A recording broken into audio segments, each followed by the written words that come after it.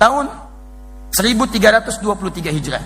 Berkumpullah kemudian di Tanah Abang dan Krukut sekarang. Krukut, wilayah Jakarta. 4 orang ulama. Ada Said Al-Fakhir, ada Said Abdurrahman, ada Said Muhammad, ada Said Sehan. 4 orang. Kumpul di situ merumuskan. Kita ini kenapa ya? Sudah 300 tahun kurang lebih. Kita tidak bisa mengatasi penjajahan Belanda. Kalah terus. Apa yang kurang? Dirumuskan oleh ulama. Oh, kita ini berjuang terpecah-pecah, tidak bersatu. Kita kalah di pendidikan, kita kalah kemudian di sini, kalah di sini, kalah di sini. Kalah dalam logistik, maka kita harus bersatu. Maka dirumuskan oleh mereka, dibuatlah kemudian satu perhimpunan namanya Jamiatul Khair. Maka diundang kemudian para ulama. Diundang. Apa yang disepakati? Kita harus sepakat bikin pendidikan yang berkualitas. Bersatu dalam hal ekonominya, perdagangannya. Bersatu dalam hal ilmu politiknya. Maka disepakati berkumpullah kemudian 6 tahun dari situ. Tahun 1911. Untuk pendidikan diundang seorang alim besar. Alim minal ulama. Namanya Syekh Ahmad Surkati. Yang berasal dari Sudan. Sur artinya ahli. Kati artinya kitab. Rajin dengan kitabnya. Dulu sedang belajar di Ummul Qura. Sedang berada di Al-Azhar. Kemudian diminta ke Indonesia. Ke Nusantara, Indonesia belum ada. Maka datanglah kemudian 6 tahun kemudian. Tahun 1911. Maka berkumpullah pada saat itu. Ada ahli sokongan dagangnya, ada ahli ilmu politiknya, ada ahli pendidikannya. Kayak Ahmad Dahlan dan yang dari Yogyakarta, dari Kauman, yang kemudian mendirikan Muhammadiyah tanggal 18 November tahun 1912 datang ke sana. Kumpul diskusi, apa yang disepakati, kita harus kompak. Maka dibuat pusat pendidikan Solo, berkumpullah para pengusahanya. Diinisiasi oleh Kiai Haji Saman Hudi, mendirikan Syarikat Dagang Islam. Urusan perdagangan Solo yang support. Urusan bisnis, Solo yang support. Urusan pengetahuan, pendidikan dari Jakarta sampai dengan Yogyakarta. Urusan kemudian masalah ilmu politiknya, Surabaya. Namanya, maaf, Haji Omar Said Cokro Aminoto. Selalu disingkat dengan HOS, HOS. Bukan HOS, Haji, Haji, Haji. Kalau Haji itu orang apa? Orang Surabaya, orang Islam. Orang Islam. Gak ada negara lain menggunakan gelar haji, tidak ada. Tidak ada agama lain menggunakan haji, pasti Islam, pasti Islam. Islam. Haji Omar Said Cokro Aminoto. Perhatikan, 300 tahun tidak terwujud kemerdekaan itu. Cuman dalam kisaran 30 tahun hilang 01. 30 tahun. Berkumpul mereka semua, linknya disatukan. Solo menghimpun para pengusahanya, support untuk kemerdekaan Indonesia. Perhatikan, Jakarta, Jogja kasih pendidikan yang bagus. Sampai sekarang Jogja dikenal dengan kota pendidikan. Teman-teman, Surabaya support bagian ilmu politiknya, orasinya, macam-macamnya. Di antara murid Haji Omar Said Cokro Aminoto adalah Insinyur Soekarno. Didik. Apa yang terjadi? Tidak tunggu lama. 1911 cuma butuh 34 tahun. Tadi 300 tahun gak dapat, sekarang 34 tahun. 1911 tambah 34, 1945. 17 Agustus, hari Jumat, bulan Ramadan. Jam 10 pagi. Diikrarkan kemerdekaan Indonesia. Ketika diikrarkan, tempatnya, maaf teman-teman sekalian, di buku sejarah cuma dituliskan jalannya. Jalan Pegangsaan Timur nomor 56. Masya Allah, apakah proklamasi dilakukan di jalan? Tidak. Ternyata di halaman rumah nomor 56. Nomor itu kan rumah, tempat. Kalau jalan tidak pakai nomor. Jalan Kiai Haji Wahid Hashim di jalan. Nomor berapa? Nomor sekian, berarti tempat tertentu. Jalan Pegangsaan Timur, jalan nomor 56, kediaman tertentu. Kediaman siapa itu? Kediaman orang Islam, orang Indonesia, keturunan Yaman, namanya Syekh Faraj bin Marta. Syekh Faraj bin Marta mewakafkan rumahnya untuk kepentingan proklamasi kemerdekaan Indonesia. Beliau seorang pengusaha sukses dari Solo sampai dengan ke Surabaya. Masya Allah, kemudian tinggal di wilayah Bogor. Insinyur Soekarno dapat kemudian hadiah dari beliau.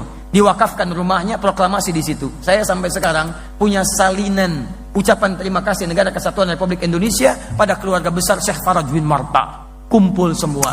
Dengan kemuliaan itulah terjadi kemerdekaan Indonesia. Dicantumkan di Undang-Undang Dasar atas berkat rahmat Allah yang Maha Kuasa di pembukaan undang-undang. Jadilah undang-undang pasal 29 ayat 1, negara berdasar atas ketuhanan yang Maha Esa. Jadi sila pertama di Pancasila, ketuhanan yang Maha Esa. Nilai beragama ada di situ. Jadi ada pengakuan di situ. Negara Indonesia saja bisa sukses, bisa merdeka, lawan penjajah hanya dengan maaf, bambu runcing, merah darah, putih kain kafan, jadi bendera. Kalau bukan atas berkat rahmat Allah yang Maha Kuasa, mustahil ada kemerdekaan. Makanya teriakan pertama yang menghadirkan kemerdekaan, teriakan Allahu Akbar. Allahu Akbar. Di kalimat Allahu Akbar itu bukan kalimat teroris. Itu kalimat kemerdekaan. Itu kalimat yang menjadikan negara kesatuan Republik Indonesia. Kalimat yang diakui di undang-undang, di pembukaan disebutkan, jadi dasar negara, jadi Pancasila. Itu Allahu Akbar. Takbir. Takbir. Allahu Akbar. Di kalimat itu yang mewujudkan negara kesatuan Republik Indonesia. Makanya teman-teman sekalian, kalau tidak ada tuntunan Al-Quran yang diamalkan pada saat itu 1905, mustahil bisa 35 tahun, 34 tahun negara Indonesia bisa mendapatkan kesuksesannya untuk merdeka. Baca. Dan tidak mudah itu, luas luar biasa. Lihat buku yang sama, halaman 19, paling kanan sebelah atas. Luas negara kita aja, itu daratnya 2 juta kilometer persegi. Lautannya 3.200.000. Kalau dikumpulkan Eropa semua kumpul, belum sampai menyamai Indonesia. Satukan Perancis, Belanda, Spanyol, Belgia, itu maaf, belum cukup untuk menjadi Indonesia. Luas. Pulaunya 13.677 pulau. Belum termasuk Pulau Gadung, Pulau Gebang, Pulau Mas dan sebagainya. Luas. Tidak mudah menyatukan itu kalau bukan karena Allahu Akbar, bukan karena Quran, mustahil. Nah sekarang pertanyaannya, negara kita sudah merdeka dengan prinsip Al-Quran, dengan prinsip Sunnah. Dibawa bahkan utusannya ke Yogyakarta. Silahkan cek di Museum Yogyakarta. Utusan dari Turki datang menyampaikan 2 sifat. Satu bendera warna hitam dengan bertuliskan La ilaha illallah sebagai perlambangan Ka'bah, manhaj Al-Quran. Kedua bendera warna hijau bertuliskan Muhammadur Rasulullah sebagai gambaran dari Sunnah. Jadi negara ini dibawa dengan prinsip Al-Quran, dengan prinsip Sunnah Nabi sampai ke kemerdekaan. Tinggal kita sekarang bagaimana mengisinya. Masalahnya ada kalangan-kalangan tertentu dari dulu, dari kalangan orientalis, dari kalangan orang-orang yang tidak suka Indonesia mencapai kemerdekaannya. Mereka tahu sumbernya dari Quran, mereka tahu sumbernya dari Sunnah. Makanya antum dijauhkan dari Al-Quran dan Sunnah. Antum dijauhkan, jauh dari Al-Quran. Silakan cek, hanya baca. Quran itu hanya boleh ada di masjid, bahas dalam kitab, nggak boleh muncul di perekonomian. Begitu antum bawa gerakan Quran menuju perekonomian, antum akan banyak diserang. Silakan, kalau cuma ceramah di masjid, antum nggak akan diotak-atik. Tapi ketika antum kumpul, orang Islam pengusaha kumpul, ayo kita masyarakatkan nilai-nilai Qurani dalam masyarakat perdagangan kita. Jauhi riba, jauhi ini, jauhi itu. Bikin misalnya supermarket yang baik, bikin ini yang Islami, baru antum akan disoal. Islam di masjid nggak akan disoal. Tapi kalau nilai Islam dibawa ke politik, antum bawa politik Islami yang jujur, yang baik, hindari korupsi, antum akan disoal di situ. Silakan cek. Bawa ke manajemen, antum akan disoal di situ. Kenapa? Karena mereka takut orang-orang Islam itu akan bangkit, mendapatkan nilai keislaman, memberikan pencerahan untuk dunia. Tidak ada sejarahnya di muka bumi ketika Islam berada di puncak kekuasaan selain menghadirkan kedamaian, ketentraman bagi seluruh umat yang ada di muka bumi. Cek. Islam berjaya di Spanyol, Yahudi ternaungi, Nasrani ternaungi, agama lain ternaungi. Islam berjaya di Nusantara, dengan Hindu nggak ada masalah, dengan Buddha nggak ada masalah. Yang ada masalah ketika Portugis datang ke sini tahun 1511 lewat Selat Malaka, diberikan mandat oleh Paus Alexander yang ke-6 tahun 1494. Setelah itu terjadi perjanjian Tordesillas, bumi dibagi 2, bagi 2 sama Paus. Ya, yang barat, yang timur. Barat Spanyol, timur Portugis. Datang dia, nyasar dulu sampai ke Goa.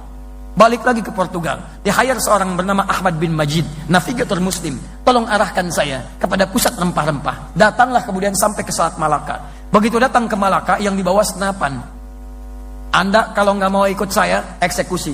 Maka apa yang terjadi? Hindu bermasalah sampai ke Goa. Cina bermasalah ke sana. Yang tadinya harmonis, muncul masalah luar biasa. Terus, begitu sampai Malaka, pengen menguasai Sunda Kelapa. Datang ke Sunda Kelapa, datang bawa senjata, datang bawa meriam. Tidak ikut saya habisi. Masya Allah. Misinya 3G. Sekarang sudah 4G.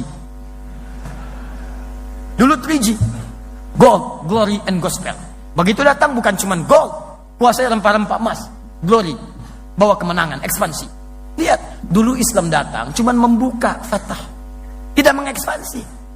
Yang mundur, maju. Terbelakang, jadi paling depan. Punya pengetahuan. Islam, lihat, masuk ke Spanyol, berjaya. Masuk ke Palestina, berjaya. Masuk ke Nusantara, berjaya. Nggak ada yang diusir, biasa aja. Cuman ahli sejarah belakangan, maaf, merubah nilai sejarah itu sehingga anak-anak sekarang tidak tahu. Perhatikan anak-anak zaman now tuh, ketika mereka belajar tentang sejarah, jauh. Coba lihat, uang 1000 itu, di uang 1000, siapa yang tergambar dulu di uang 1000? Kapiten Patimura. Siapa nama aslinya? Thomas Matulesi. Dari mana antum tahu Thomas? Kalau disebutkan Thomas, yang terbayang apa? Oh, jangan langsung ke situ aja. Thomas bisa kereta-keretaan, mobil-mobilan, gitu kan? Ada Thomas, kan? Masya Allah, badminton, piala Thomas dan sebagainya. Ada. Tapi umumnya kalau dikaitkan dengan keyakinan, itu non-muslim. Dari mana bisa jadi Thomas? Namanya Ahmad. Jauh-jauh Ahmad jadi Thomas. Namanya Ahmad Lusi. Seorang kiai, punya pesantren, berjuang melawan ekspansi, sampai kemudian dieksekusi. Kok tiba-tiba jadi Thomas? Dari mana Ahmad jadi Thomas? Teman-teman sekalian coba cek lagi. Sejarah kita itu banyak yang tertukar. Ada putri yang tertukar, ada menteri yang tertukar, ada sejarah yang ditukar. Itu masalahnya.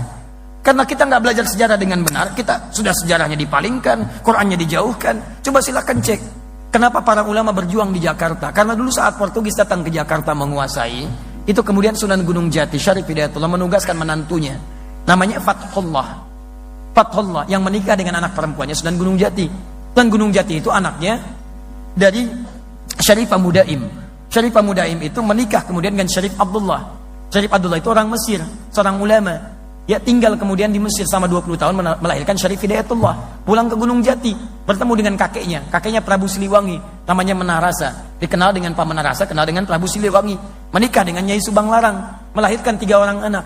Anak pertama Abdullah Iman atau Walang Sungsang lahir tahun 1423. Anak keduanya kemudian dikenal dengan Rara Santang, lahir tahun 1426. Anak ketiga Raja Sengara lahir tahun 1427.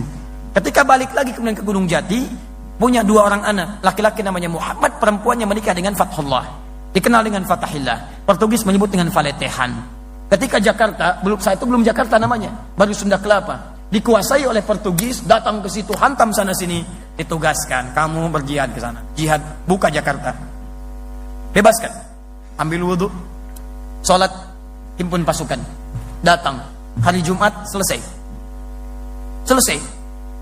di bulan Juni, teman-teman sekalian, 1527, datang ke situ, selesai Jakarta, lalu bersyukur kepada Allah. Saat bersyukur itulah kemudian mereka ingat Quran surah ke-48 ayat pertama, Inna fatahna laka fatham mubina, fatham mubina.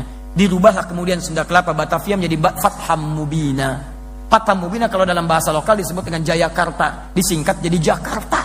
Ditambah Jakarta itu bahasa Al-Quran. Sampai sekarang hari jadi Jakarta itu, hari jadi yang diperangati, itulah hari pertama kali Jakarta dibebaskan oleh Fathullah dari kungkungan Portugis. Itu teman-teman sekalian, itu kalimat-kalimat Allah. Jakarta dibuka dengan kalimat Allah, Indonesia merdeka dengan kalimat Allah. Kalau ingin sukses, kalimat Allahnya bagaimana? Kembali ke Quran. Maka saatnya antum sekarang kumpul, keluarkan ayatnya, keluarkan hadisnya. Kita harus bantu negara kita untuk bangun dari tidur yang dalam. Jadi antum gak usah macam-macam lah, kita bantu aja negara kita ini. Sebab yakin kalau semua kembali kepada Quran, negara ini akan tenang kehidupannya. Antum tidak usah merubah dasar negara, sudah bagus, orang tua kita sudah membuat itu, nggak usah rubah macam-macam. Kita tinggal